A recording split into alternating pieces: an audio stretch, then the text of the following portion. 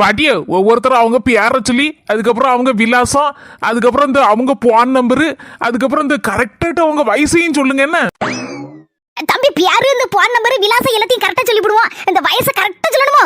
ஆமா பாட்டியோ, இந்த வயசு ரொம்ப ரொம்ப முக்கியம் பாத்துடுங்க. மர்மல சொல்லு.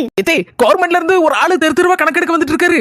இந்த வயசை சரியா சொல்லுங்க. என்ன பாருங்க, உங்க பியார் தப்பா சொன்னாலும் சரிதான், அட்ரஸ் தப்பா கொடுத்தாலும் சரிதான், போன் நம்பர் தலைகளை கொடுத்தாலும் சரிதான், வயசை மட்டும் கரெக்டா சொல்லிருங்க. இந்த பாருங்க, கரெக்டா சொல்லிருங்க. மர்மல, நான் பொல்லாதவளா இருவேன். தேவையில்லாம ஏன் விஷயத்துல தலையிடாத. எனக்கு தெரியும் எப்படி கொடுக்கணும்னு. அதெல்லாம் சரியா கொடுப்பேன். பாரு, நீ கல்யாண வீட்டுக்கு தானே கிளம்புற, போய்கிட்டே ஏறி போனவை என் மாமியை கிட்டையும் சொல்லிட்டு இந்த வயசை கரெக்டா கொடுக்கணுமான்னு கிளவி எனக்கு என்னவான்னு சொல்லி தொலைச்சிரும்.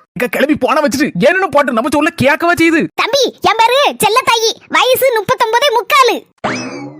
என்ன என் பேரு பஞ்சவர்ணம், பஞ்சு எல்லாரும் சொல்லுவாவா. என் வயசு 39.5.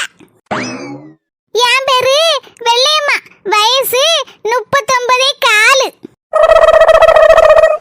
என்னத்துக்கு கணக்கெடுத்தாம்னு தெரியலையே. என் மர்மட்ட கட்டா சரியா இருக்கும். போன் போட்டு கேப்போம். ஹலோ மர்மல, என்னது எதுக்கவா? 60 வயசுக்கு மேல உள்ள ஆள்கள் எல்லாம் இப்பவே கணக்கெடுத்து வரக்கூடிய மே மாசம் வெயில் மண்டே புழக்கும்ல, அப்போ இங்கெல்லாம் இருந்தா சரிப்படாத அவங்க எல்லாம் அப்படின்னு சொல்லிட்டு ஊட்டி கொடைக்கானல் அப்படின்னு ஒரு 15 நாள் டூர் அனுப்ப போறாங்களாம். அங்கே தங்க வச்சு திங்கிறதுக்கு தூங்குறதுக்கு எல்லாம் ஃப்ரீயா கொடுக்க போறாங்களாம். அதனாலதான் சொன்னேன், நீங்க எந்த வயசு கொடுத்தீங்க? இடக்கு மடக்க கொடுத்துருப்பீங்கன்னு நினைக்கிறேன்.